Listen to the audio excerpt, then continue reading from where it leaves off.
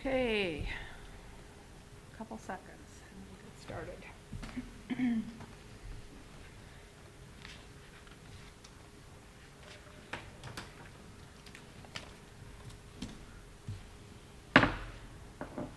We'll call the Monday, September 14th meeting to order at 6:30, and we will start with the Pledge of Allegiance.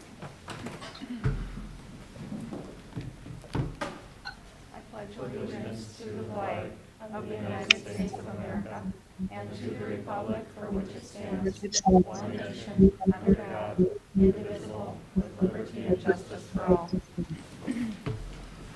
We'll do a roll call. Hope? Deb Polly. Here. Tom Vogel. Here. Sandy Burke. Here. Connie Hennon. Here. Lauren Pedersen. She's excused. Rob Langheim. Here. Ryan Danner. Here. Thank you. Consideration of agenda. I don't believe we have any changes to the agenda. So I'll entertain a motion to approve the agenda as published unless somebody wants to pull anything from consent or has any questions. Looking for a motion. Move to accept the agenda. Okay, we have a motion from Connie. Is there a second? Second. Second from Rob. Discussion? Hearing none. Roll call, please. Deb Polly.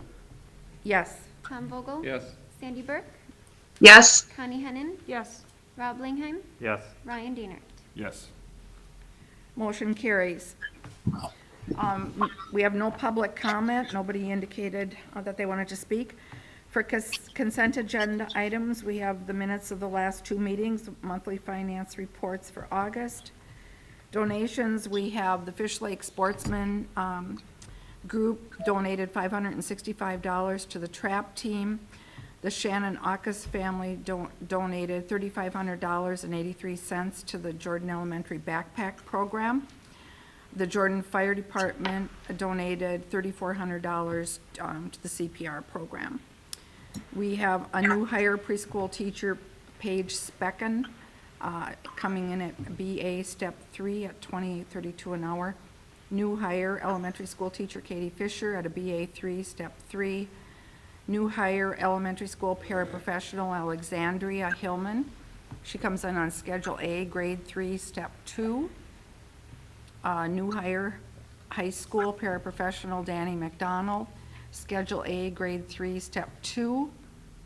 New hire elementary school paraprofessional, Alexis Furman, Schedule A, Grade 2, Step 1. And elementary school paraprofessional, Julianne Struck, at Schedule A, Grade 1, Step 1. We have a new hire at the high school, building nurse / administrative assistant, Luann Burkle, who's on Step 5. And resignations, we have high school paraprofessional, Jana Rikas.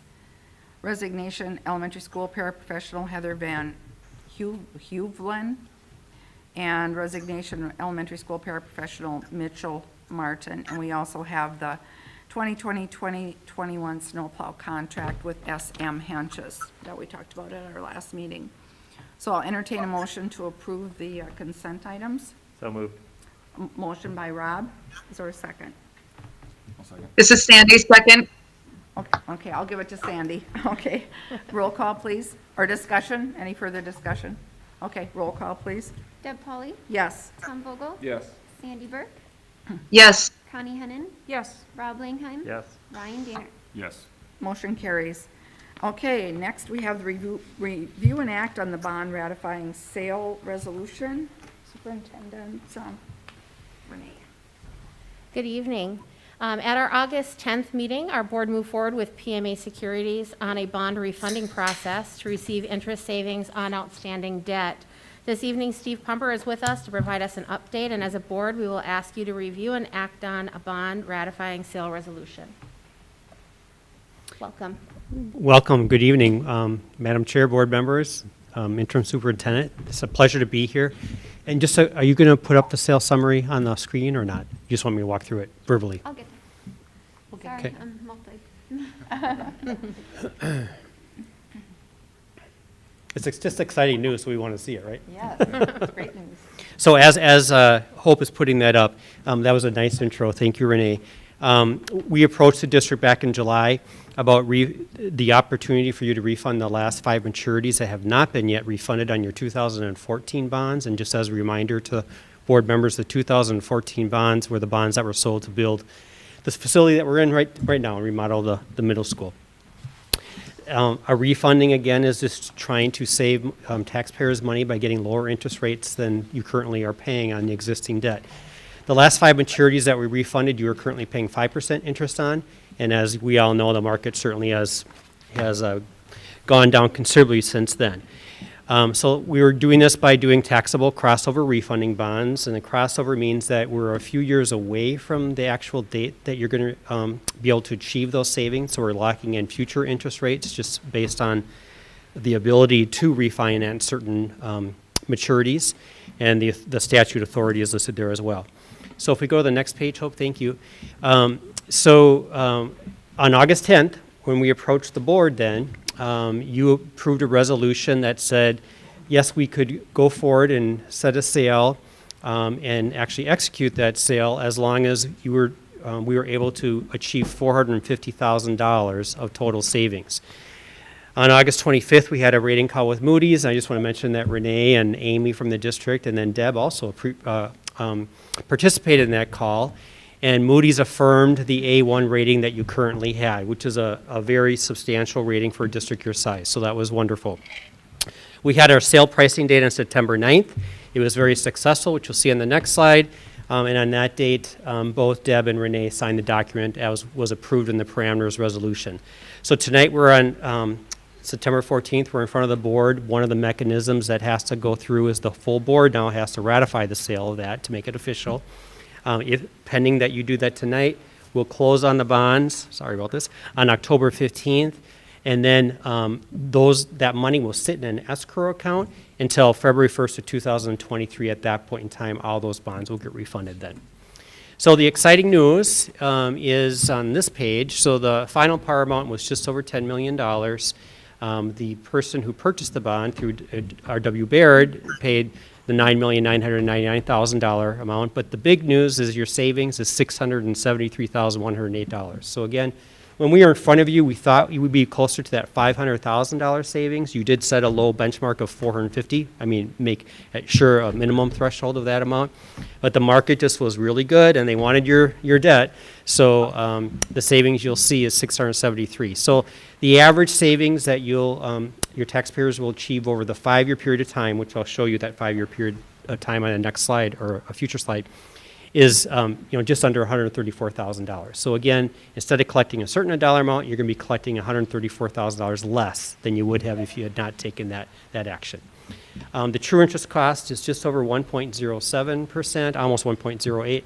So again, you're exchanging 5%, but you were paying for just over 1%, and that's what you're doing. So if we go to the next slide, just kind of we're check marking everything that was in the parameters resolution to the actual results. So we did advance refund them. The resolution said we couldn't sell more than $10,200,000 worth of bonds. We were actually able to do that by selling $10,075,000, which means you just have less debt on your record period. As I mentioned, the gross savings had to be at least $450,000, and they came in at $673. By state law, you have to save at least 3%, and you saved double that amount, 6.11%. If we go to the next one, this one's just a nice slide, I think, for board members to see, and actually the public too, because to me it's very graphic. If you look at the final 3 columns, so the second column to the right, which is your old debt service, if you had done nothing, you would have collected from your taxpayers $15,908,000 over the life of these bonds. Since we refunded them, you now are only going to collect $15,235,000. So that's where that savings is $673. So you can see it very easily. The other piece I do want to point out to board members, though, as I mentioned, the savings don't come into effect until February 1st of 2024. And you actually, taxpayers to pay that debt are actually paying that in calendar year 2023. So when you certify your levy in 2022, you will see savings of that $127,000 on that levy, and then for the next 4 years after that as well. So that's how it will play out. This is a slide that just shows you where all the funds go. So again, you sold $10,075,000. 9.91 million of that goes right into the escrow fund, and the balance of that are fees. But remember, the fees come out before the savings. So the 673,000 is your actual savings that you're getting. Okay, and I think that's. Oh, this is just the final. Go ahead, Paul. Hope if you just want. This is just the final debt service schedule that will be more interesting to Amy as she goes through that part as well. So with that, I'll turn it back to you, Chair, for if any questions or if you take action on the resolution. Okay, at this point, I'll open it up to questions for Mr. Pumper. Tom? Will this need to be a majority, or do we have to have full board? Just all you need to have is a majority vote of a quorum. More, perfect. Yeah, I asked that same, I emailed With Gary Lauren Lee. being gone. Yes, Yep. yes. Nope, you're fine. Yeah, Minneapolis has different statute that they have to follow, I guess, Minneapolis, St. Paul, but we're good with the majority. Okay. Yep. Two-thirds majority. For sure. Okay, other questions for Mr. Pumper? I guess not. Okay. So then we're looking for A motion and a second. on the resolution. Yep. So I'm looking for a motion on the resolution, which is the resolution relating to $10,075,000 in taxable general obligation crossover refunding bonds, Series 2020A, ratifying the award of sale and prescribing the form and details and providing for the payment thereof. So I will entertain a motion to approve the resolution. So moved. Rob, is there a second? Second. Sandy seconds, okay. Further discussion? Okay, roll call, please. Deb Pauley, Yes. Tom Vogel, Yes. Sandy Burke, Yes. Connie Hennin, Yes. Rob Langheim. Yes. Brian Danner. Yes. Motion carries. Great, thank you all very much. Thanks, Steve. Thank you. Thank you. Thank you. Thank you. I believe you need some signatures tonight. I've got it all done with this. We're all good. We're all good. Okay, thank you very much, Steve. Okay, well, that was nice news for the general public. It's great news. Okay, the second action item is to review and act on the superintendent search plans. We have with us tonight, virtually, we have Harold Remy in the center box up there, who wasn't able to be here physically with us, and we have Ed Waltman from the South Central Service Cooperative, who will lead us through where we are at with our superintendent search. So I will turn it over to you, Mr. Waltman. Thank you, Madam Chairperson, members of the Georgia School Board, interim superintendent. It's a pleasure for both Harold and I to be with you, and particularly in person today. I know we've done it virtually before, so it is a pleasure to be with you. The South Central Service Cooperative is located in North Mankato, Minnesota. We're a nonprofit, entrepreneurial agency that the state didn't know what to do with, so we also have a school district number. We work behind the scenes to compete with private sector, and we've been very successful with that.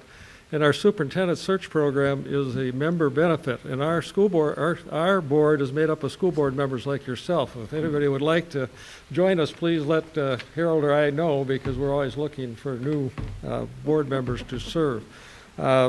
The process started back in June of last year when you interviewed 3 different organizations to conduct your search. At that time, you did select the South Central Service Co-op program. As I mentioned, this is a member benefit, so there's no cost to your district for this service. In August, very wisely, your board chair and your personnel committee said, who's made up of also Tom Vogel and Ryan Danhart, I think it would be good for us to meet with the consultants before we come to the September board meeting to lay out a plan for discussion at this board meeting. That ended up to be very wise, and the discussion went someplace I think none of us had anticipated during that board meeting. We began the meeting by talking about different processes that we've used with the service co-op with our some 40 member school districts that we have.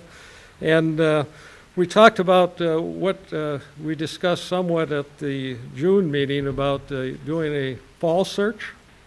And so the committee, the 2 consultants discussed a possible timeline for that, and I'll be sharing that with you in a minute. Then we went to what we call the normal search time, which is a winter search. During all of that discussion, I believe it was Chair Pauly mentioned that your current interim superintendent in just a few months had done a very outstanding job in her role as the interim superintendent, and she, of course, was selected in a competitive process. I want to bring that up as well, to be your interim superintendent. And they turned to me and asked if we've ever done a process where you appointed a superintendent. And I said, yes, I'm a product of that. I was appointed superintendent in Mankato School District some 30 years ago and served in that role until I retired. Not for 30 years, I was an administrator there, but I've been doing this as well. Harold Remy is also very experienced as a superintendent. He was superintendent in Tremont, Tracy, Minnesota, and for a long time in the New Ulm School District. So, and we're called shared services consultants because our main and primary work is to work with our school districts to share services, especially during difficult economic times. And the search program did come out of that, though, because the last time in 2008, it was hard for school districts to spend $10,000 to $15,000 on search consulting firms. So that's why our board empowered us to do superintendent searches, and we've done approximately 30 some of those searches over the last 12 years. At the meeting then, after the discussion of the unique possibility, they also asked Harold and I to come up to a process to look at a third possible option, and that was to eliminate the title of interim superintendent and look at the possibility of Renee K. Stevenson becoming the superintendent of the Jordan School District. With that said, I will go to the slide that you have up there and talk a little bit about the fall superintendent search, as well as the advantages and disadvantages of each of these options that Mr. Remy and I see. The fall search, the request was that by early November that process be concluded.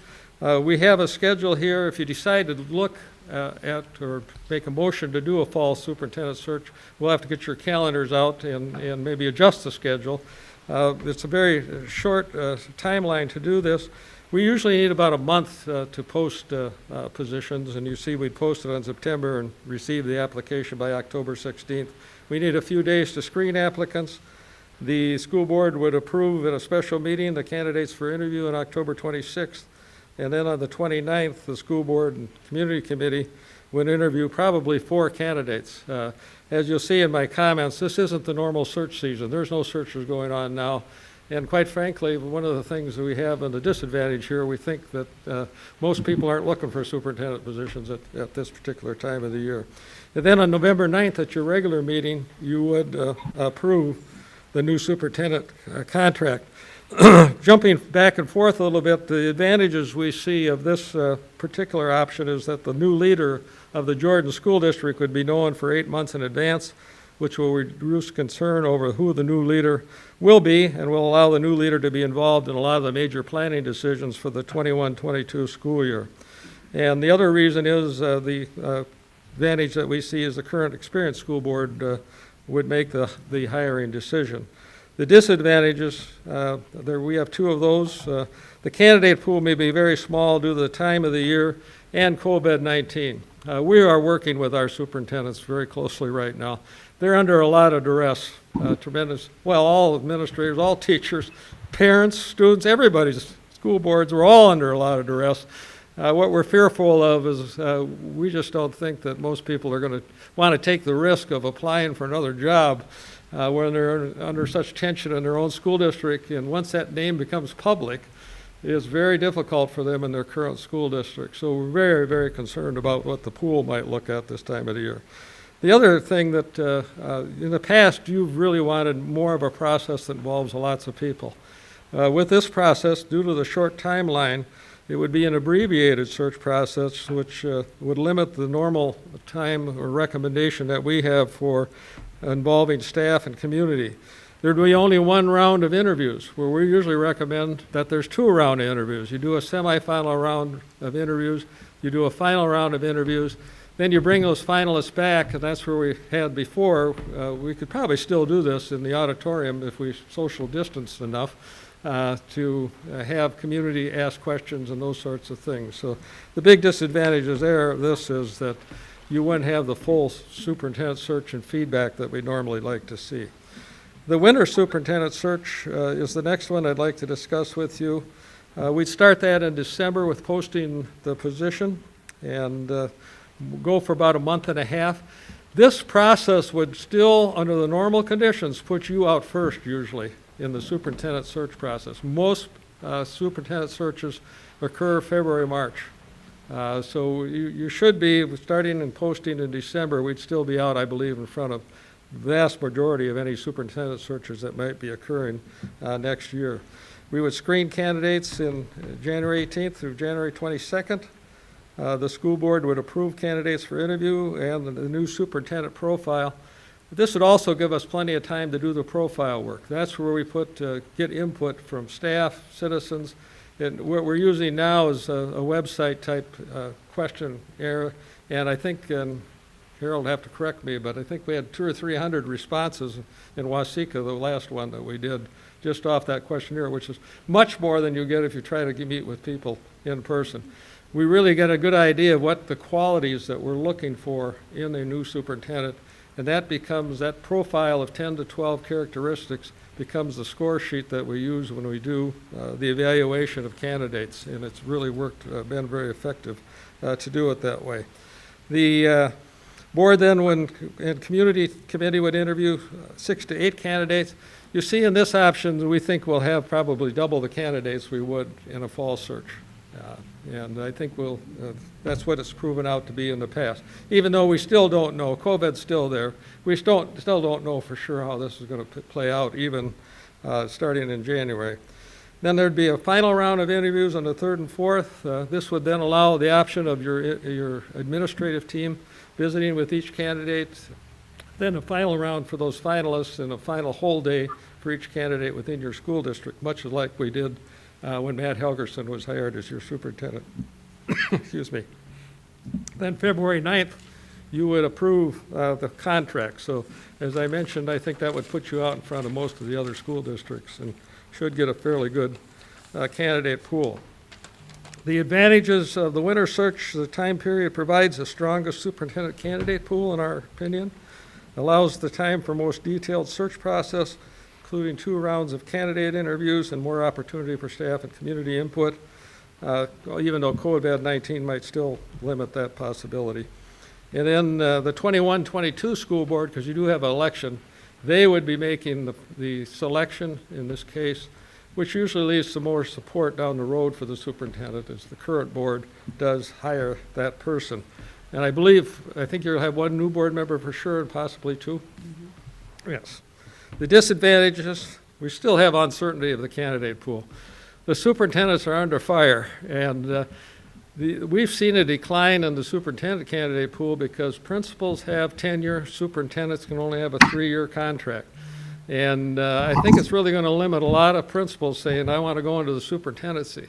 And in a Jordan-type school district, you are going to get some superintendents that have experience, but some of the quality candidates you're going to get too usually would be directors from a larger school district or principals from a larger school district. And that's the group I think will be affected by this, to see if they really want to risk giving up their tenure to take a position that is so controversial. So that's one of our concerns about that. Okay, then going to the final options, which would be considering removing the interim superintendent title. I want to go through the process that we use. I think it's important to do that with this particular item. And as I mentioned earlier, this process was modeled after what we did in Mankato in my case.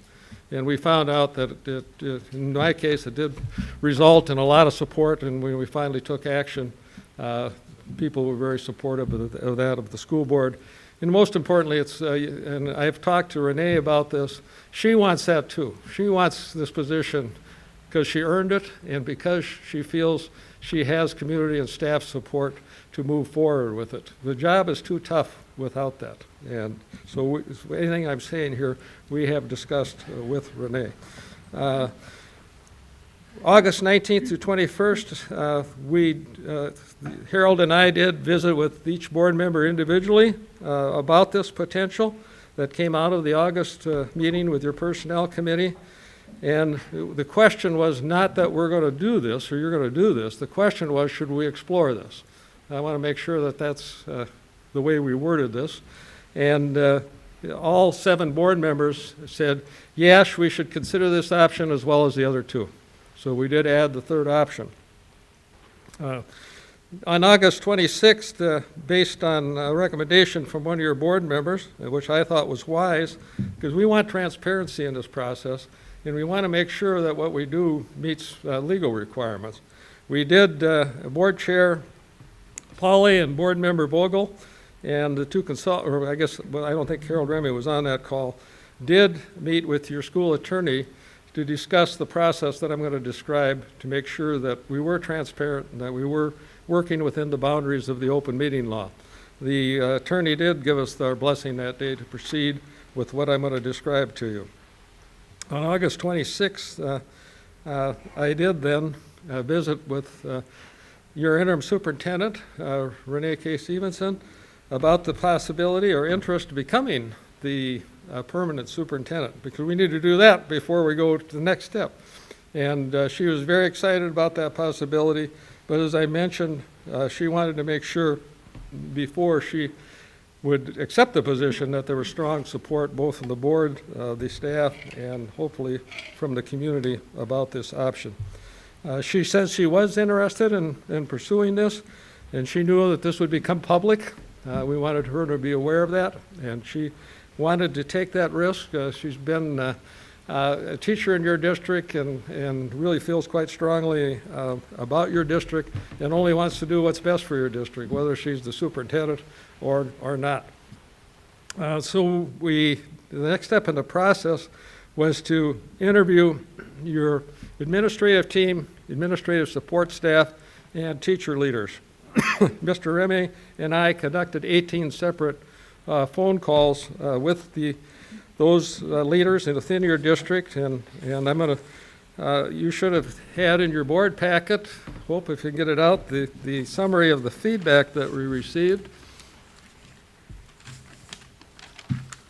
regarding this. And what we did is record statements not of just of one person made it, but if multiple people made it. Multiple would be 2 or more. And I think you can see from number 1, there's 14 different positive statements that came out from 18 people. So there was multiple times that those statements were made about her strengths. Some of the key ones: listens well, ability to delegate, calmness, empowers others, commitment to community, detail-oriented, makes good decisions after receiving feedback, positive attitude, and the bottom was varied background and experience. You know, Renee has been a teacher in multiple districts, but your district, an administrator, principal, assistant superintendent, or excuse me, a director of curriculum instruction, and the Anoka Hennepin, a very large school district, so she has had varying experiences. So as you can see, there were many positive comments made from your administrative team, your teacher leaders, and administrative support team. Under the area of concern, I kind of lumped them into one item, and this is pretty natural. There's a learning curve for superintendents. A principal job and a teacher job, they're all separate jobs. And the superintendent job is one that I worked with lots of superintendents. I didn't realize what it was till I got walked in those shoes. And when the big picture is there and you've got people coming at you from every different direction with very good reasons for why you should do something, it's important to learn how to work with it in that atmosphere. And it's kind of a lonely job in a lot of ways. And so there is a learning curve. And school finance is one of the big areas. And I think that's going to be a big area as all of our school districts move forward, because there's going to be a price to pay for all the expenses that we're incurring as a result of this difficult economic time. The next question: would you support the school board removing the interim status of Renee and offering her an additional 2-year contract as your superintendent? All 18 respondents supported considering this option. Once again, we didn't say we're going to do this option because we didn't want to take a vote on that. Should the board consider this option? And all 18 persons individually responded that they thought the board should consider this. Then under other thoughts that came up from people, she brings a wealth of valuable experience from other school districts and positions, provides calm and decisive leadership. School district would be well served. And this one came up the most. During this difficult time to have stability over the next 3 years, we're going to go into these plans that we have to make that are so difficult and then have a new leader come in and then change directions again. And so that came up quite a bit, that having a leader that's here and stable would be an asset to the school district. Because she was here before as a teacher, she understands the core values of the district. And since this is her first superintendent position, the couple people mentioned that we should make sure that she has a mentoring program in place and help her continued growth. And both Harold Remy and I serve on the Superintendent Association Foundation Board of Directors, and our most proud program is she will have a mentor. She'll have a paid mentor. We do fund superintendents to mentor new superintendents, so there'll be one assigned to her in this area. The other thing is, part of our service with Mr. Remy and I is that we mentor people that we place. And where that becomes important is having a mentor of another neighboring superintendent is fine on those mechanical things, but it's not so fine if she wants somebody to talk about board relationships or staff relationships. And sometimes that's where Harold and I can provide that service as well. Okay, with that overview, I'm going to turn it back to the board chair, or I'll answer any questions that you have. The motion that I would see is if you approve one of the two fall or winter options, would be to make a motion to approve the option. Then we'd have to narrow in on the dates. And if it's the third option, moving forward, the idea of the interim superintendent moving to the permanent superintendent, the motion that we're recommending, and once again, we've reviewed this with your attorney, is to make a motion to enter contract negotiations with Renee K. Stevenson for a 2-year contract past this one. What that would mean is she'd have 3 years, and that's the normal contract that you would have given to a new superintendent. So that's where that came from. Why 2 more years? That's the longest length of contract time you can have with a superintendent. With that said, I'll answer any questions that you might have. Okay, I'll open it up for questions. Fred, Ryan? One thing I'd just like to touch on again, in the personnel committee, we discussed some of the concerns with going through the motions of a process. And can you kind of describe for candidates what what a full search entails, as far as other people applying, it being a public process, the cost that has on them if we're not sincere, right? Oh, thank you, Ryan, for bringing that up, because I made that point during, I would have a hard time going out and because we recruit people that we think would be a good fit for your district. And they're in harm's way when their name is released publicly, that they're looking at another school district. So, yeah, if we're going to do the fall or winter search, we're going to do a fall and winter search, I hope, with open minds and to candidates that we have, because it's just too big a price to pay for these other people that do apply, because it does become public and they pay a big price back in their home school district. Thank you for bringing that up. Other questions for Ed before we just turn it open for discussion? Okay, then, seeing none, Sandy, did you have any questions for Ed before we discuss? Okay, then I'm just going to open it up for general discussion of the board. I think for me, just piggybacking on that, one of the biggest issues for me is I don't think that I'll be impartial in the process, right? And I think we've had 2.5 months to evaluate Renee on the job. We started the process in May, hoping we would talk a retired superintendent into taking this position, right? And I think I recall discussing early on having, a first-time superintendent being willing to take the position. And there was some skepticism that somebody would take that chance just for an interim position, right? So, off the bat, I'm impressed that Renee took that chance on us. And, since then, I think it's pretty cool to see staff feedback that is consistent with what I see as a board member, right? Because it shows somebody who's not one way to a certain constituency and another way to another constituency. So. Thank you. Tom? Yeah, and again, to piggyback off what Ryan said, we have had an 80, 90-day now interview. I mean, we really have. And I just don't feel at this point, I'm that comfortable with Renee at this point that I don't think it would be fair to any other candidates to come in and interview. And I think other candidates would know that, quite frankly. They put their feelers out when they're going to apply to a district. Sure. They know you're real happy with your interim and that she's going to apply. You might just not getting those people apply either. And again, I think by going that route, we're probably wasting time as well, and money, because I think we have the right candidate.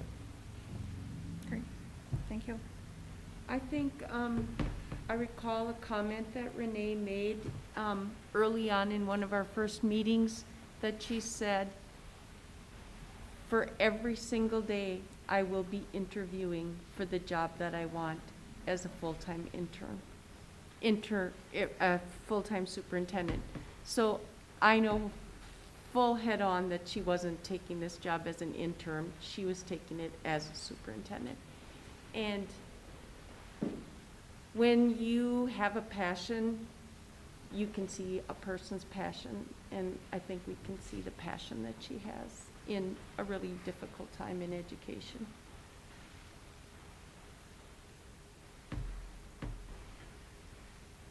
Other comments?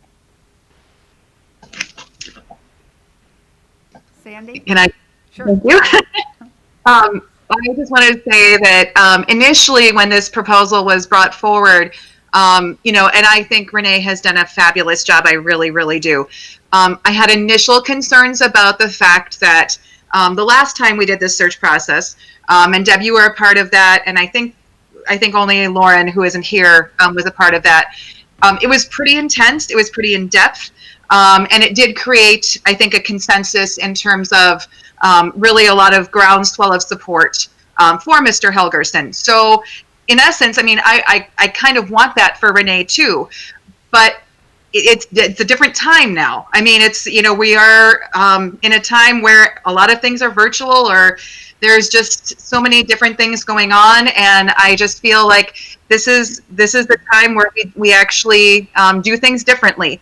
And I absolutely support going forward with this. I just want to say thank you, Renee, for taking a chance on us, and hopefully we can take a chance on you. Okay. Yeah, I guess being the last person to comment. Oh, no. Oh yeah, no, go ahead. All right, there you go. I think, kind of looking back several months ago when we were starting this process, I really don't think that we would do anything differently based under the circumstances. I think that we were well advised with Ed and his team in terms of looking to find someone who would be able to provide stability as we are looking for more of that longer term kind of person kind of with a good fit, not necessarily knowing kind of what the market kind of would bear, making sure that we had a thoughtful, engaged, informed type of approach. The biggest curveball was that, Renee, you knocked our socks off. I mean, you've been just phenomenal, and it's been under, a trial by fire. Mm-hmm. Oh my God. I mean, some of the things that you've had to deal with from July 1st all the way up to this point, and even some of the things that, we're going to be facing over kind of the fall time frame. And so I really appreciate this board and our advisors and the community for being willing to be flexible and adaptable, particularly in an environment where we need that so much. And so just as I was so confident in the process that we were starting, For this search, I'm extremely confident in where I think the direction is going with the option that we're going to pick. And so just kind of for that, very grateful for you and your leadership, very grateful for this board for being kind of willing to be open-minded and be a little bit creative in making sure that we find a solution that's right for this community. Great, thanks. Yeah, I just also echo what everybody has said. Looking at I want to thank Ed and Harold for all their work on this and for their support through this whole thing. And I really do believe that this board has done their due diligence.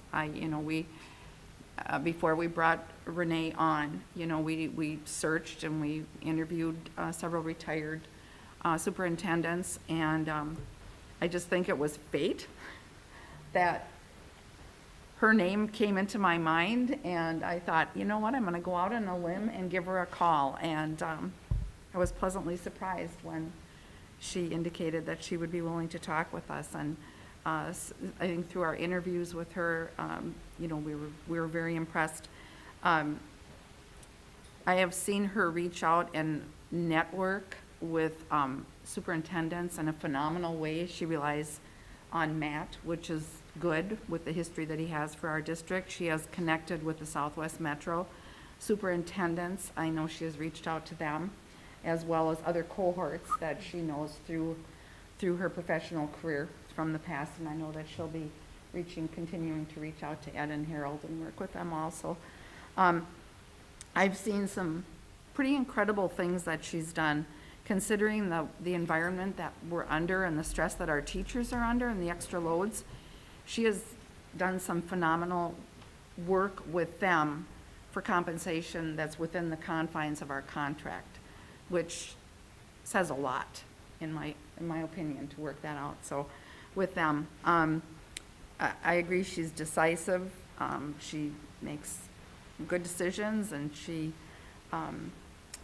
has really impressed me. So I will leave it open then for some kind of a motion here.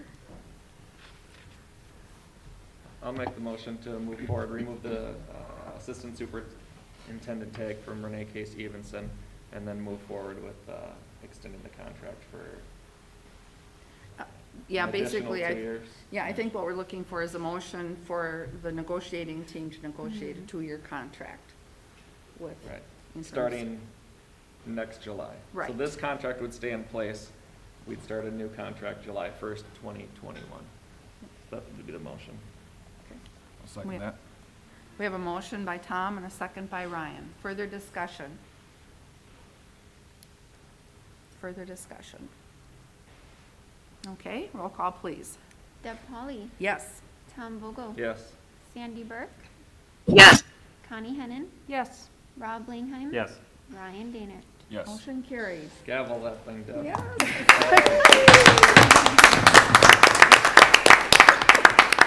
I'm gonna need a recess. No, I'm kidding. Thank you. Holy buckets, you guys. Well, thank you. Thank you, I'm You have been grateful. doing a I'm phenomenal job. excited. We're grateful. Thank you, everyone. Good luck, Renee. Thank you so Thank you, much. Ed. We'll be in touch. Thanks, Ed, that Thank was you, excellent. Thank you, Harold. We'll be in touch with you, Ed, okay? Yeah, that'd be good. Okay. Thank yes. you. Take care. Have fun at your son's. Yes. Yeah. Chasing grandchildren around. Yes. Okay. Oh, that's exciting. Oh, you're telling me. Plus, we have a lot less work to do. I'm assuming you're accepting. I would love it. So the next step then is that we will set up a meeting with you and we'll start working Yeah. on contract negotiations. That's great. Awesome. Except for we don't have any money, so. Don't I know it? No. Great, good. Okay, on to board and administrative reports. Interim superintendent. Okay. Well, goodness. Before I do my report, thank you so much.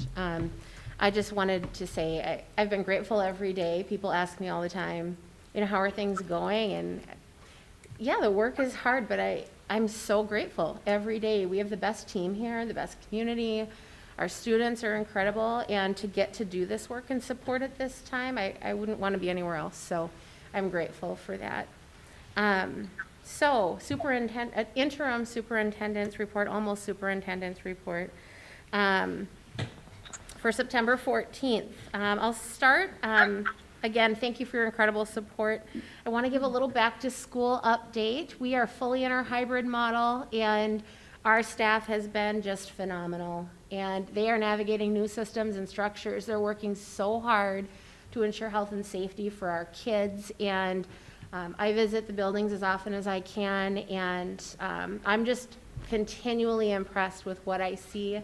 And, you know, one would think during this time it might feel really heavy in the buildings, and that I do not feel that, and I do not see that, and I don't believe our kids do either. So it'll take some reminders with, you know, properly wearing the mask, making sure we're washing our hands correctly and that, but they will be expert level in no time, I guarantee it. Our staff has been phenomenal. I do have a little MSHSL update. The Minnesota State High School League reached out recently, this last week, and shared that they will be looking at a shift in how they structure their finances. And they need a sustainable model. The current model that they had was not necessarily sustainable for them. One example that they cited, by missing one of the state tournaments, they lost almost $800,000 in revenue that they would typically count on. They've made some budget cuts as well. Their typical fee structure, collecting from their Minnesota districts, is around $1.2 million. For this coming year, it will be $5 million. So what that means for Jordan, Minnesota, is that our typical registration fees we pay annually are around $2,900. They will jump up to like $13,890. So that will be a big shift for us, and we will be working with Amy, who is a financial wizard, to make that happen for our district. November board meeting, we will have a little bit of a shift. I believe we are moving it to November 12th, and that is due to some election canvassing language that we need to adhere to. And then our enrollment update, we are at 1852.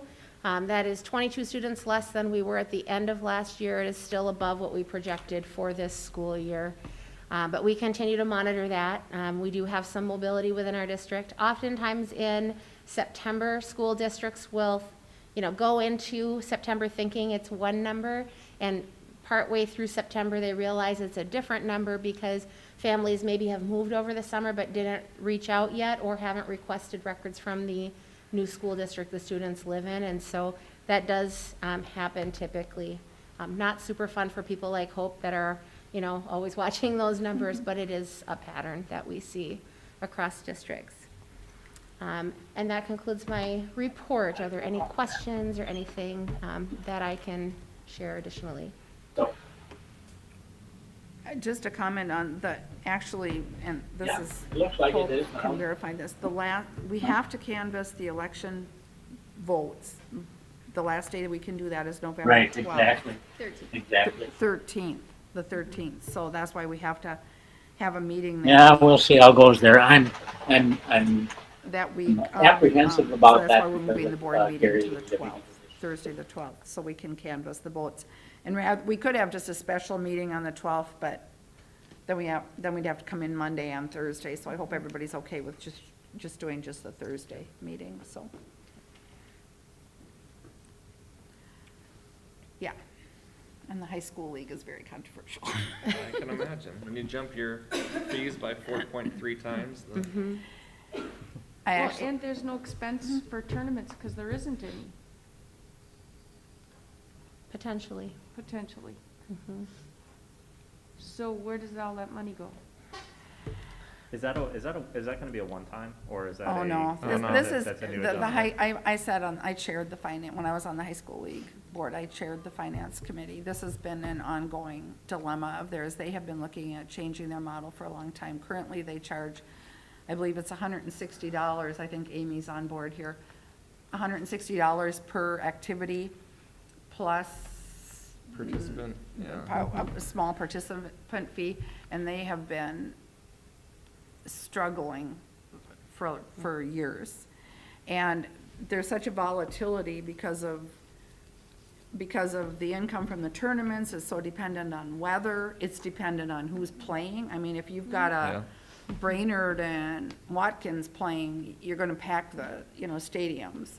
If you have Eden Prairie and Edina, if it's not the final playoff game, you're not gonna have anybody there. So it's so dependent, and so part of the thing is that they needed to stabilize their funding.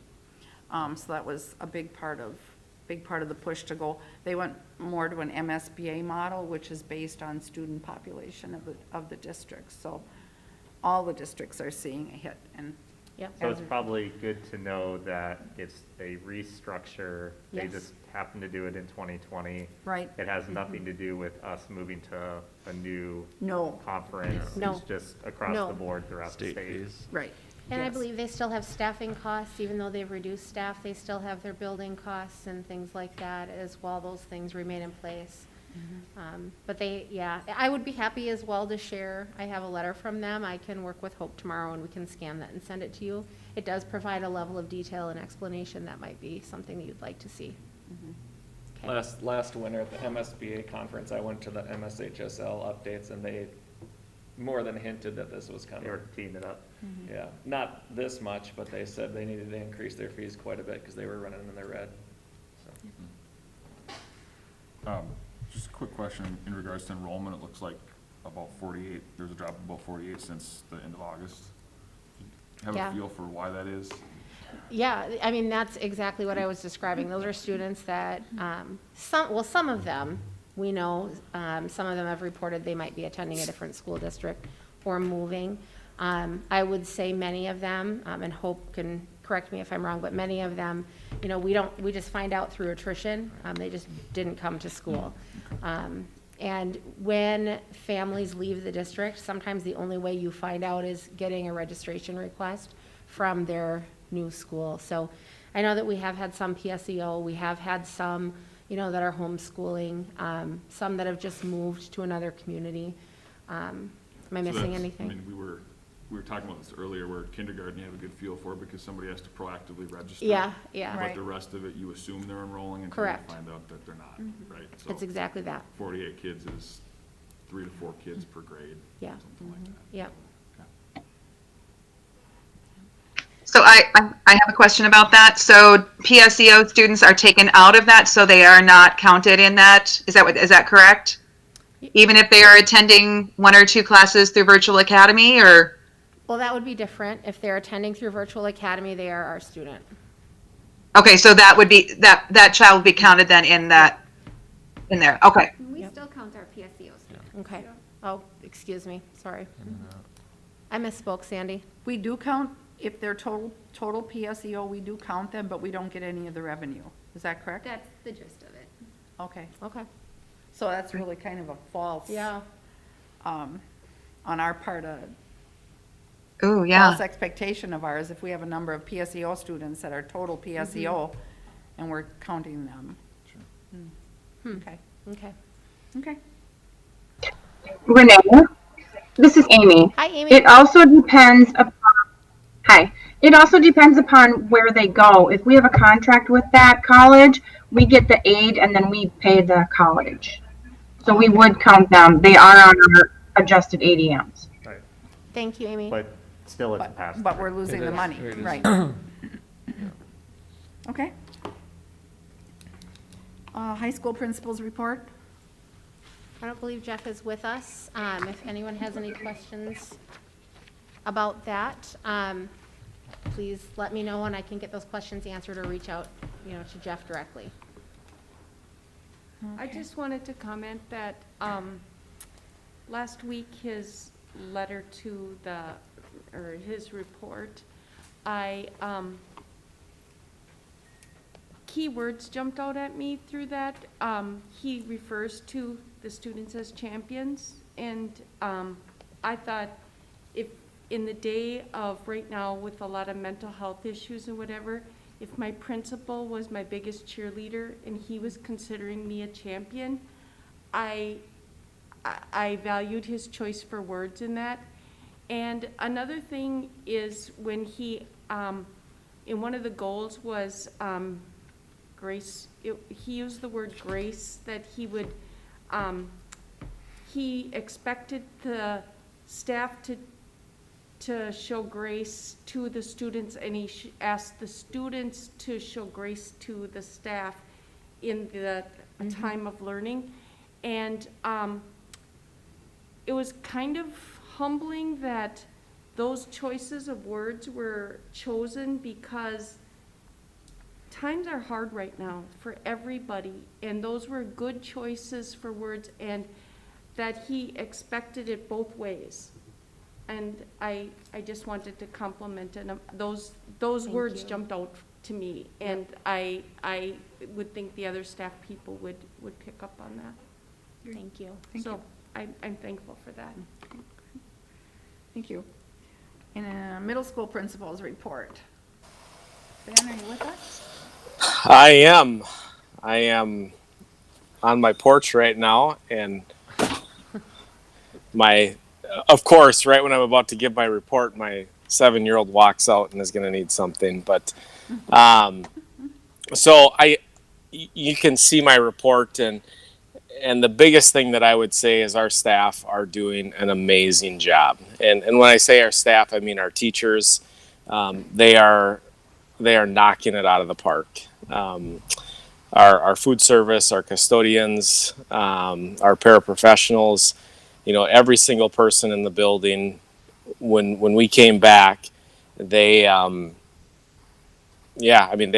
asked to do a monumental task, and they just simply rolled up their sleeves and said, "What do I need to do to get it done?" So, just a huge shout out to the staff, and so I'm really, really proud of the work that they've been doing, and our kids have been amazing.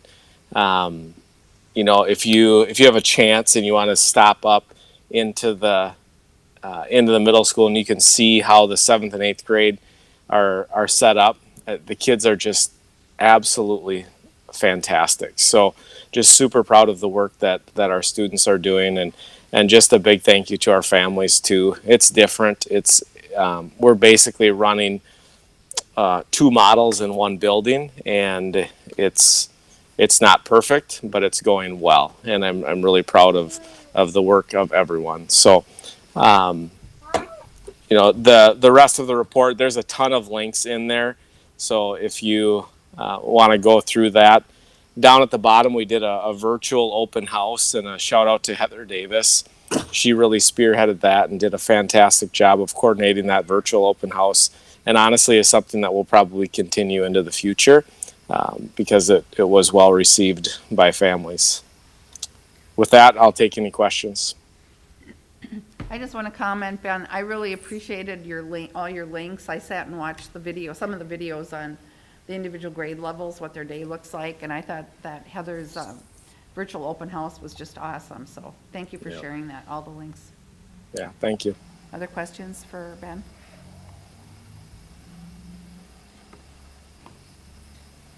Great. All right, thank you.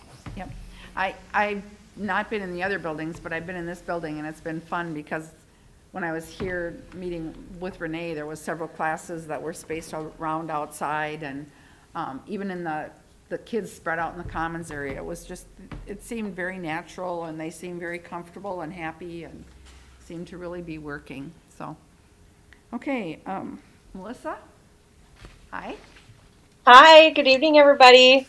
I will probably share the same sentiments as Ben had. Our staff have been absolutely committed to coming back and making it a great year for kids. I think we were all overwhelmed maybe during workshop week as far as how this was going to go, and it's interesting. I keep hearing from people, and I'm hoping I'm not going to jinx myself right now, but I keep hearing from people like, I'm waiting for like the shoe to drop, or I'm waiting for like something. Like, it just seems like things have gone better than expected, and it's so much a testament to our staff. Like Ben said, from our teachers to our paras to our custodial staff, our kitchen staff, our kids too. I think some people thought the masks were going to be an issue. I haven't had really any issues with kids wearing them or complaining. They're taking it all in stride, and teachers are talking about how to smile with your eyes, and being able to communicate and connect, even though we can't fully, see everybody's face. It's just, it's a different feeling, like what Ben said. But yet, I've heard from so many parents when we had our back to school conferences, and families were coming in and meeting with everybody. Everyone was so gracious, so grateful for all of our hard work and effort, and I continue to hear that from families, and it's still a learning process. I keep telling staff we have to continue to take day by day, continue to learn and evolve. So in my report, when you look at the information listed, it's just a lot of updates as far as what we've been doing in our building. It's a lot of record of all of that work by all of our staff. As far as looking at traffic, we were kind of wondering how things would go with our bus capacity, and not being quite sure how that would all play out with our loops. I think we might have something we need to reconsider for years to come on how we separate our pickup and drop off loops. And right now, the traffic has really worked in both of those loops to alleviate some of that congestion. We're getting out of school earlier than we ever have as far as timeliness and getting, our buses out to the other buildings. So Eric, a huge shout out to Eric. I can't tell you how much he's been in a role of just success in our building as well. So he and all the bus drivers have really stepped up, and they drove in that first day, and we're excited to see kids and wearing their masks and ready to roll. So any questions that anybody has about anything in my report? Anybody, anything for Melissa? No? Thank you. You're welcome. Okay, Director of Teaching and Learning.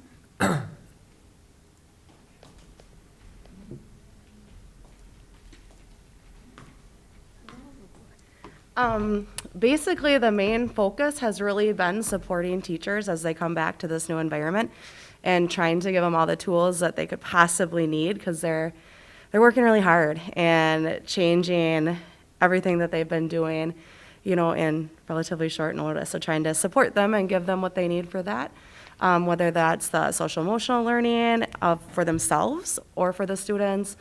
Some switches in technology, how to do, the hybrid model. So really just supporting that piece. And then the other focus really has been Jordan Virtual Academy, which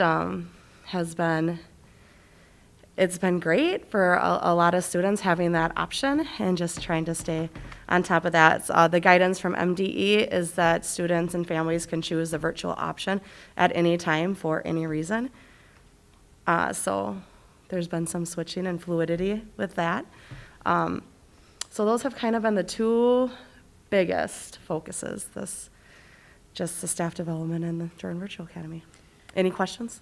So the Jordan Virtual Academy, do you feel the rigor on that is pretty on board with the hybrid? Yeah, so especially for 512, it looks very similar to what the on-site students are doing.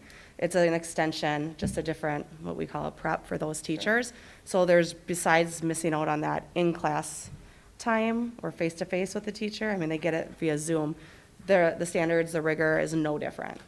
And I would say the same with K4. It's slightly different because they're in the learning communities, and then the teachers are solely working with those virtual students, but it's the same standards, it's the same content. And the elementary teachers have the additional challenge of the students with maybe getting used to the technology and things like that. So a lot of that first week was really spent getting them accustomed to that. But the standards, rigor, all of that is the same. And it's kind of nice in the learning communities that it's, K1 and different grade levels together, so you get that multi-age level approach. That's really nice for the students as well. Great, good. So Erin, I got a style question for you. For a lot of the teachers, this is probably more middle school. that are doing kind of more of the video-based kind of instruction and then being able to be there kind of to answer the questions, which obviously fits for more of that virtual environment. When they are back in kind of an in-person kind of environment, are the teachers going to kind of go back to kind of that more kind of traditional kind of instruct format, or is it going to largely continue to be kind of be at your desk or your table, see the video, but you're kind of in school versus at home? I think it'll be a mix of both, to be honest. So some pieces of that flipped classroom virtual environment have been awesome for teachers and students and really getting to dig into that material. But there's also that need for that face-to-face connection a little bit more. So I think teachers will carry over the tools that they've learned from the virtual environment and embed it in their daily classroom. So I really think it'll be a mix of both. So it's more teacher-driven than a standard that we have right now? When they go back into classroom? No, in terms of the format. So if a teacher is kind of comfortable with kind of that flip, they can keep doing that if they kind of want to go back to kind of more. Okay. Yep. So I think even though obviously this is trial by fire and this environment forced us to do a lot of things, it also really opened up what education can be in different environments. And a lot of that will transition when we can go back to post-COVID school and keeping some of those options there, because some of the way that the classroom has changed really does work for a lot of students and families and teachers. So kind of finding that balance once we can go back to normal.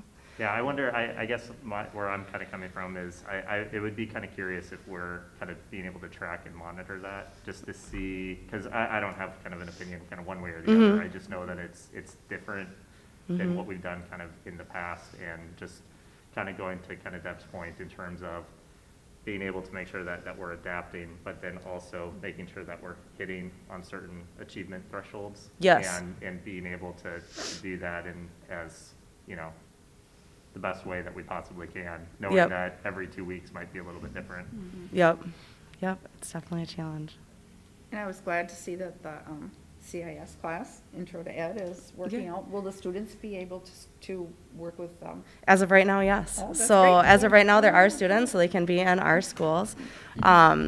Normandale did have a backup plan that involves, it's almost like a teacher channel YouTube type thing for teachers and videos.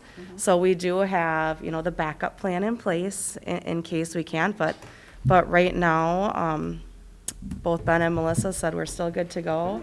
So they're right now working on kind of where they want to be in the world of education. We have tours next week. Mr. Bakeberg and Ms. Burnett will be giving tours of the buildings.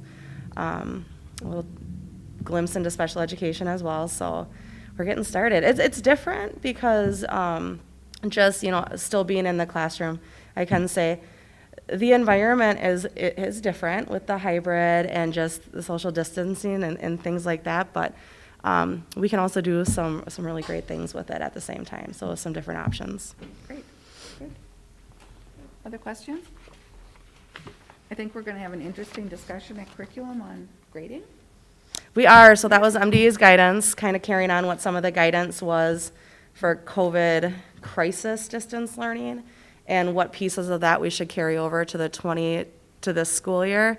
So they released some guidance that, not mandates, but definitely guidance, and with that, some of what we saw from distance learning is embedded in there.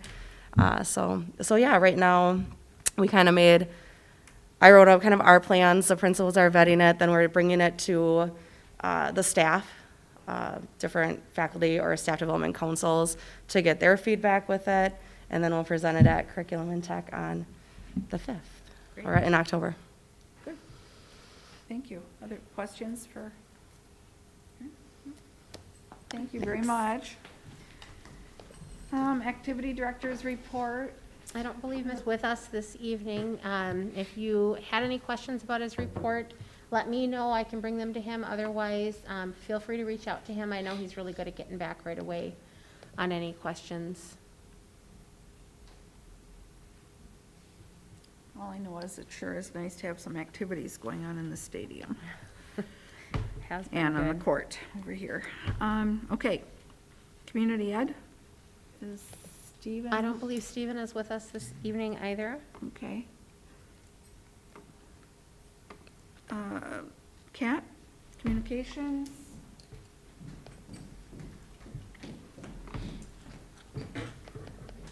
I don't have anything specific to speak to unless you had any questions about any of the communications that's been happening. We've kept her busy. Yep. Yeah, you've been awesome. Yeah, I just want to, as long as you're up here, I just want to publicly thank you. You Yeah. have done a phenomenal job of communicating. Everyone is very kind, but much of that information comes from many of the people that are behind me and downstairs, so a lot of it just gets fed wonderfully to me, and then I do my thing. So it's helpful to have a really awesome team, too. So, all right. Great, thank you. Thank you, thank you. And Andrea, I don't see her with us either, I don't believe. Nope, I don't see Andrea. I think Chad is here, though. Okay. Any questions on Andrea's food services? I know they have been putting on a lot of miles. How will that funding work? I'm confused with that. Yeah, so is everybody. It's amazing. I mean, So, because it seems like yeah. they keep expecting and expecting Yeah. and don't tell us how Yeah. we're paying for it. Yep, so the USDA shared, I think last week, one day, that they were going to extend the summer seamless funding, which provided free meals to families. And the Department of Education in Minnesota had no idea that was happening. They actually emailed all of the districts and said, we did not know this was happening. Please don't do anything until we can figure it out. And then later, I think last week, later last week, they shared that these are your options. You could stick with the national program. You could do, the summer program, and these are the pros and cons. So Andrea and Amy and I met late last week, and we are going to be communicating through CAT that we will be moving forward with the free meals. However, that funding is only good until it runs out. Could be December 30th. It could run out before that. No one knows. You can't really predict what that will look like. And then when that happens, one of two things will happen. We'll go back to our normal charging of meals like we normally would, or potentially there's some other funding that they will share that we haven't heard about yet. So everybody's getting free lunches. We will be communicating that that will be the case. Right now, we are in a normal fee structure. Okay. I believe we are looking at the 21st, if that's a Monday. I don't want to misspeak because I don't have it in front of me. I was but- just reading, that's how I Yeah, was interpreting. but, we will be communicating that out through CAT. They were just working on it today. Okay. So, Good question. Okay, Chad, special services? Yeah, we've been really busy just working on our contingency learning plans, which is another model of a plan for students who are going through the different scenarios for hybrid, distance learning, and in-person. So staff have been working really hard on the contingency learning plans, along with looking at supplemental curricular resources that they'll need to use for virtual learning for our students who are in the Jordan Virtual Academy, and for the students who are hybrid. And so the special education staff, the EL staff, they've just been doing a great job just preparing and providing the different models of services for those students. Other parts that I oversee too is supporting the as a district COVID coordinator. The district nurses and school nurses have just done a phenomenal job. I can't say how proud I am to have them on as team members, because they answer at any time of the day, night, evening, weekends, you name it, they're there, and they just are supporting myself, the district, the building principals, and they're just doing a great job. So I just wanted to acknowledge them and the work that they've done, along with Tim too and the custodial staff. They've been great to work with, and just supporting, just making sure that we're keeping the environment safe and clean, and just making sure that the staff in the buildings have what they need in order to create that safe environment. So I just have to also thank them and the work that they've done. along with the building principals. They've just been great to work as a district COVID coordinator. They just been just awesome at just following through and just making sure that staff are getting their questions answered, and they've just been a great team to work with along with that piece of my role. So any questions that you have for me? Anybody have any questions for Chad? Okay. Thank you, Chad. Yep, no problem. Do I see Jeff up there? Yes. Yep. Jeff, I think you jumped on. Did you have anything from your report that you want us to go back to, that you want to share?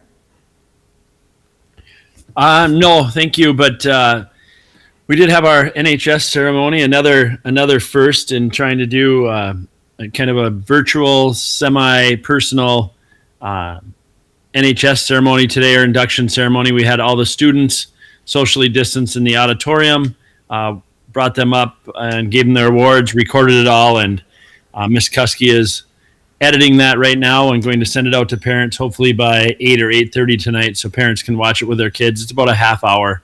So that was a really nice job by Miss Kuski to get that done today. Other than that, quite honestly, I don't have my board. I've only got one computer with me, so I don't have my board notes up, so I can't really remember anything other than we had a nice start to the year, and it was interesting in that we're in week 2 right now, but for our A students, it's only their second day of real class where they've been in class, and so kids were still carrying around schedules today, figuring out classes, and it was kind of shocking to the system to see that them walking around with schedules still and trying to figure out where their classes are in the second week. But those are just the adjustments we're making. But it's been a good start. I thought today felt the best so far in feeling normal. So that was fun to see. Are there any questions about anything? Any questions?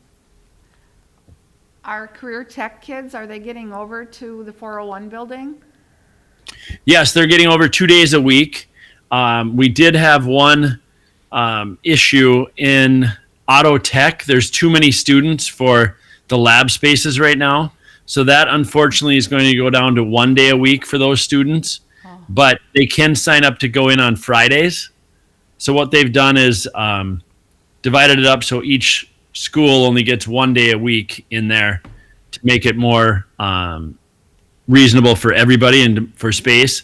But like I said, they can sign up to go a second day on Friday mornings to get a second lab day in. But they're making that adjustment just because of the sheer number of students that want to go and the number of schools they're working with. Okay. Yep. Good to know. Thank you. Yeah, you bet. Okay. And then we had our Olivia, our student rep, her report. It was nice to see her giving a report, and I noticed she said that she was going to be surveying students, so hopefully that she'll share the results of that with us. She is on. Yep, I think Pardon? she's on. She's here.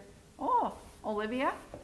Yeah, hi. Hi. Good to hear you. Could you please, you want to give us an update on your report? Oh, yeah. Well, it was the first 2 weeks of school, which were kind of weird getting back into, not gonna lie. But they went surprisingly pretty well. They were very small. So it's kind of weird. It's like, oh, there's like 3 or not even sometimes 10 people. So it's definitely it's definitely something to get used to.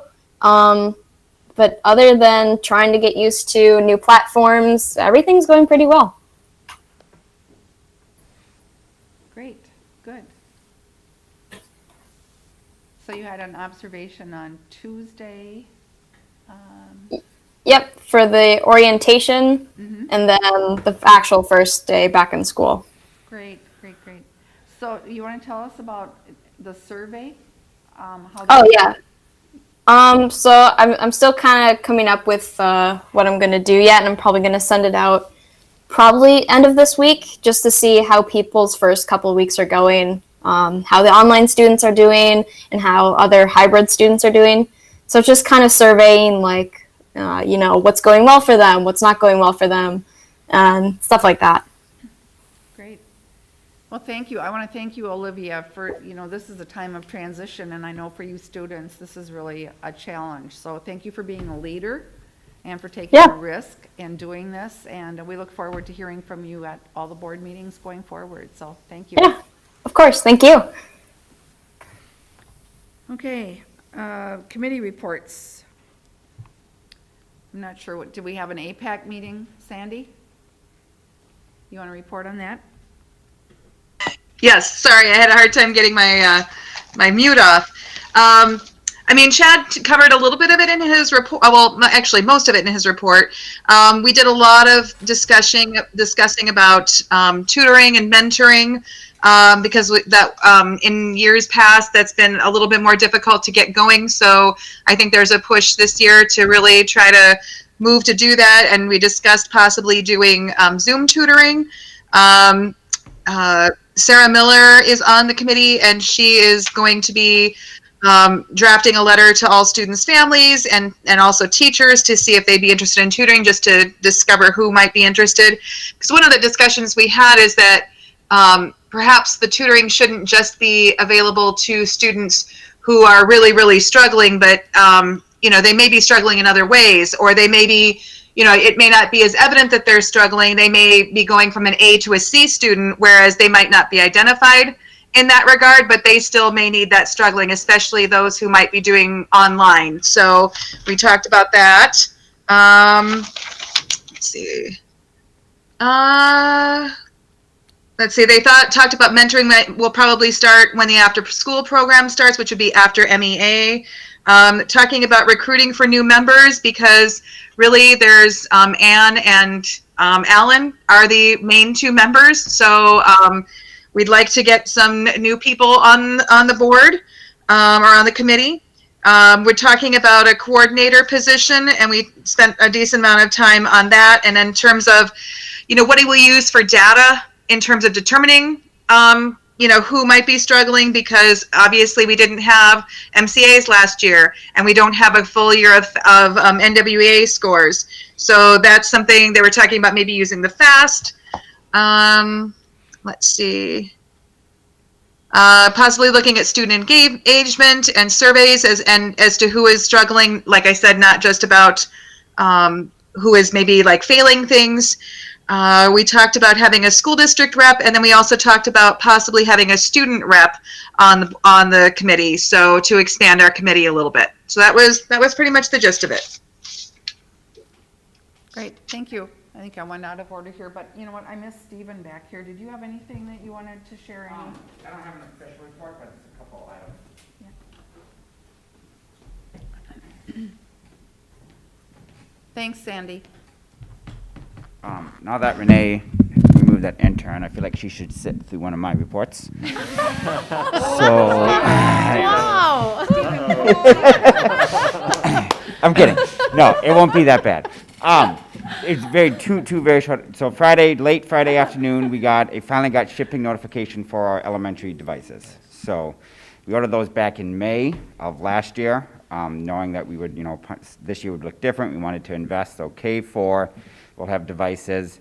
Should come in tomorrow or Wednesday, and it's a priority this week to get them out. I know teachers over there are chomping at the bit and want to start using them. So we'll get those set up. And then also, speaking of devices, for teaching staff across the district and some district office staff, some building secretary staff, we'll be purchasing new devices for them as well. We have some CARES funds that we have to use up by the end of December. And so our plan was to upgrade teachers this spring into next fall with capital dollars anyway, so we're just kind of moving up that timeline. It was time to upgrade them.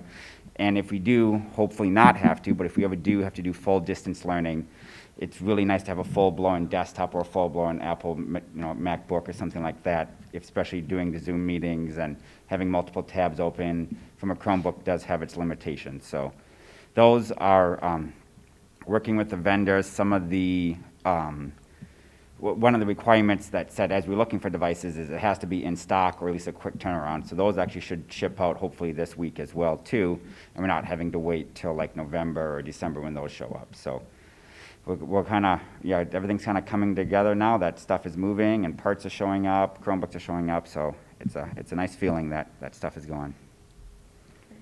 not to add more work to you or anything like that, but have people, you notice that people when they're doing the work from home wanting 2 monitors?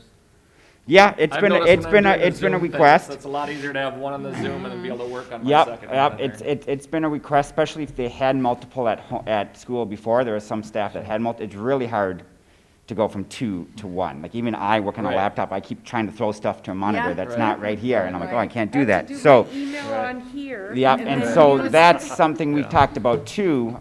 Some of our JVA staff that is home already have taken home their physical desktop. It was just Yeah. easiest just to move that home. It was because they were there all the time. If we go full distance, it's something we can look at. That they can take this home, plus they will have a monitor from their classroom. Sure. They can maybe look at that if they want to move that way too, because it is nice. Basically, this setup right here, where you have Zoom in one Right. side and Right. then Yes. your I agree. your stuff right there. So, yeah, absolutely. Great. Other questions? Great, thank you. Thank you. Yes. That wasn't so bad. No. Okay, MSBA Summer Seminar, I attended. It was good. It's not the same as being in person for sure, but I thought the discussions and the way they handled it was really well. The breakout sessions and the speakers were very, very good. It was good content, so it was good. Some evenings well spent. Okay, scale? Was not able to attend either of those two. Okay. 284 negotiations, we meet again on Thursday. Yeah. So we'll have to talk before that a little bit. Yep. Okay, Booster Club. Did Uh, you, Yep, so actively meeting every month. Things are going well, kind of in kind of fundraising kind of mode kind of right now, so kind of new memberships kind of from a family perspective. So those are starting to take off, starting to get some corporate sponsorships that are coming into the door, which is good. The gambling piece is starting to kind of take shape. We had the football fundraiser this past weekend on Saturday, so that was successful. Recognizing that this is a little bit of a different school year and trying to be mindful of being able to support the activities to the best of the ability for the Booster Club and all of the participants. And so I think kind of from the Booster Club perspective, this is kind of year 4. They're starting to get a little bit more kind of structure and opportunity to be able to find ways to support some of the Jordan activities. And so definitely wanting people to engage as appropriate and be able to kind of reach out and find some of those different opportunities to find some of those connections. great, thank you. I had a question, Rob. I don't know if you have the answer or not, but I got my packet in the mail, or late last week, I believe. And one of the things on there was an activity pass, and I thought we weren't doing activity passes this year, so I didn't know if you had all discussed that or not. I can speak to that. There was a request from another board member that you're correct, we're not selling activity passes. However, as board members, it's helpful for you to engage with the community and engage with those activities. And so that just is for you to attend. Staff as well. We use their expertise with supervision and things. So that's why you receive that. But you're correct, we're not selling activity passes, and we are bound to limitations as for how many people we can have at events. Yeah, and Sandy, in terms of the Booster Club piece. Yeah. So traditionally, one of the member packages would include that family activity pass. This Right. year, we're providing an option, and so you can have a credit for the school store or kind of other types of kind of different options. So that's how we're trying to be a little bit nimble this year. Yep. To be able to bring value for that membership package. Well, and that's what I was actually referring to, Renee, was the Booster Club.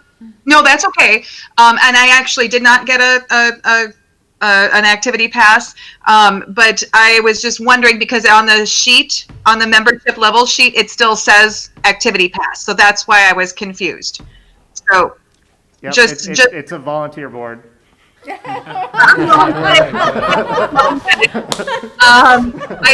just wanted to point that out, and people might be calling and confusion. Yeah, it's a good point. But yeah, that's how we're adapting to it this year. So that's the intent. That's cute. But what I said was true too. As board members, you'll get something from Joe. Yeah.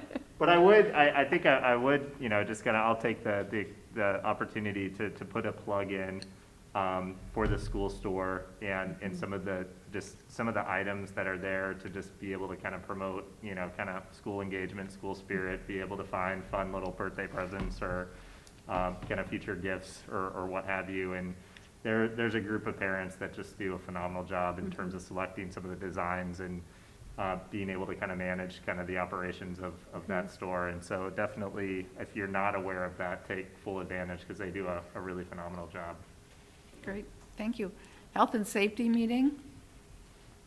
Oof, a long time ago. Anybody? It happened, right? Yes, it did. It happened a long time ago. Okay. Dave, was that, I'm sorry, I missed that in my preparation for the meeting. My apologies. When was that? It was a while ago. Yeah, it was a long time ago. I believe at that time, that probably was it was a couple of days before the work session for the board, and we reviewed the health and safety roadmap at that meeting and got input and feedback from members on that. I just found it. There was, I think that's pretty much because I think most everything else was covered by Tim in our work session. Because he talked about like the water fill stations, putting another one in the high school, sanitizing stations, making more. Talking about just a lot of the stuff that was in the safety roadmap. We did talk about the needlepoint ionization, but we already approved that. So that was a long time ago. Yeah. August 1st. Gosh, you know what? That's a great question. I think the last time I spoke to Tim about it, he said we were 3 to 4 weeks out, and that was like a week ago. So I assume it'll be before the end of September that they'll at least get started on that, but I can have him let you know for sure. Good. Okay, board member candidates. The commercial club has agreed to do a candidates forum, and tentatively it is set for Thursday, October 22nd, and the plan is that it will be in the high school auditorium. We need to book that, though. Yes, Kat and I are working on it. Okay, and that we would also have Zoom capabilities for community members that want to Zoom in. And we would obviously have to limit the number of people, but, we wouldn't get that many anyway.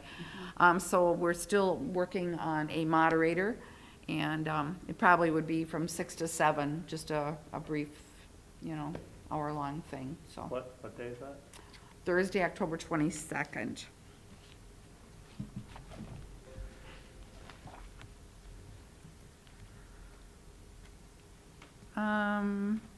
Okay, Communications Committee, I believe you met. Yep, tonight. I think Sandy's going to give the update, right, Sandy? Sandy took notes. Yeah. Okay. I did. Okay, so basically, we had gone over it in full the last time, and one of the things that we had requested is just kind of a reorganization of it, because in the past we just had kind of like a random list of numbers of things and it didn't necessarily have any kind of organization to it. It was sort of did, but we did, I think Kat and Renee met and reorganized it and put them under headings. And so I think that will be nice and helpful and much more readable. And then the other thing that we did is after some discussion, because I know we as a board discussed it too, we replaced the meet and greets with opportunities for service. So asking for board members to at least 3 times a year to engage in service activities with the community and with staff.